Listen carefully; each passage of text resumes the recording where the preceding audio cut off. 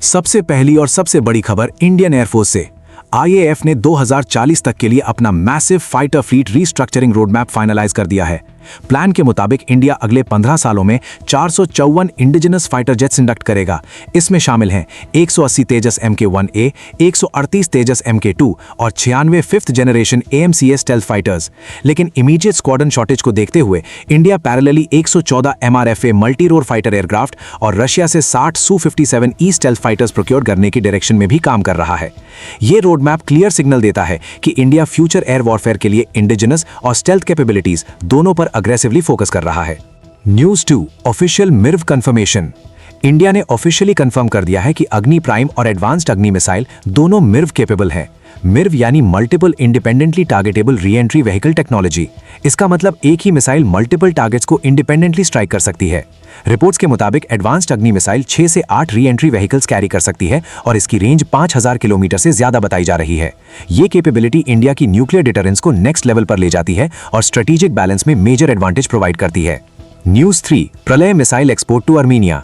India की defence exports को लेकर भी एक बड़ी अपडेट सामने आई है। आर्मीनिया और इंडिया के बीच प्रलय टैक्टिकल बैलिस्टिक मिसाइल डील पर नेगोशिएशंस एडवांस स्टेज में पहुंच चुकी हैं। एक्सपोर्ट वर्जन की रेंज 290 किलोमीटर तक लिमिट की जाएगी ताकि MTCR नॉर्म्स फॉलो किए जा सकें।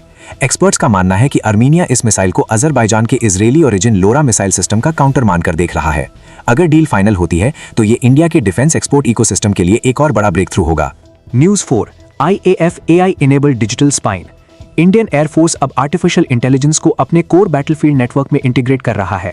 IAF का integrated air command and control system यानी IACCS अब AI नेटिव डिजिटल आर्किटेक्चर में ट्रांसफॉर्म किया जा रहा है।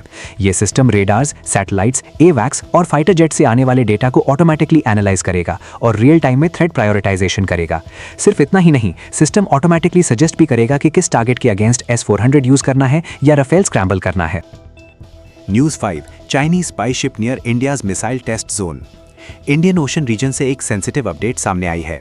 रिपोर्ट्स के मुताबिक इंडिया के एडवांस अग्नि MIRV मिसाइल टेस्ट के दौरान एक चाइनीज रिसर्च वेसल को मिसाइल टेस्ट जोन के पास ऑब्जर्व किया गया। एक्सपर्ट्स का मानना है कि ऐसे वेसल्स मिसाइल टेलीमेट्री और इलेक्ट्रॉनिक इंटेलिजेंस कलेक्ट करते हैं। हालांकि इस खबर को लेकर अभी तक कोई ऑफिशियल कंफर्मेशन सामने नहीं आई है। SSS defence success. Private defence manufacturing sector से भी एक पॉजिटिव डेवलपमेंट सामने आई है।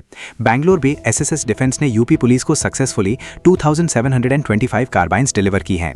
इसके अलावा पंजाब पुलिस को भी कंपनी ने G72 सब मशीन गन सप्लाई की हैं। ये डेवलपमेंट दिखाता है कि इंडिया का प्राइवेट सेक्टर अब इंडिजिनस स्मॉल आर्म्स मैन्युफैक्चरिंग में रैपिडली मैच्योर हो रहा है।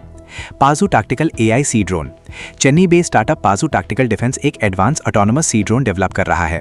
ये unmanned surface vehicle hybrid propulsion system के साथ आएगा जिसमें साइलेंट रनिंग कैपेबिलिटी भी होगी। ड्रोन में 250 किलोग्राम काइनेटिक पेलोड कैरी करने की कैपेबिलिटी बताई जा रही है और इसे ISR यानी इंटेलिजेंस, सर्वेलेंस, रिकॉनेसेंस और स्ट्राइक मिशंस के लिए डिजाइन किया गया है। फ्यूचर नेवल वॉरफेयर में ऐसे ऑटोनोमस प्लेटफॉर्म्स का रोल काफी क्रिटिकल माना जा रहा है।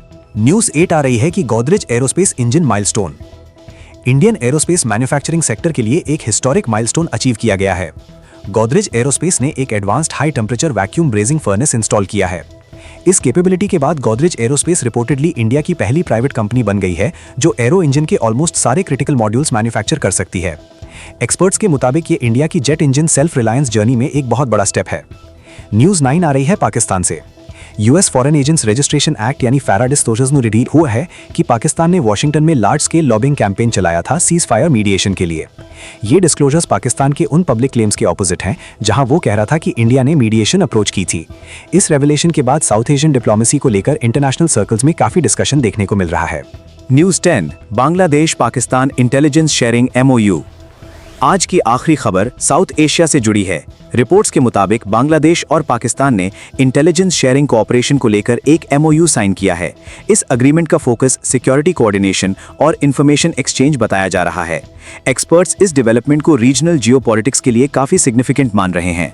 हालांकि अग्रीमेंट की पूरी डिटेल्स अभी ऑफिशियली पब्लिक नहीं की गई हैं। Thanks for watching 24/7 Defense News.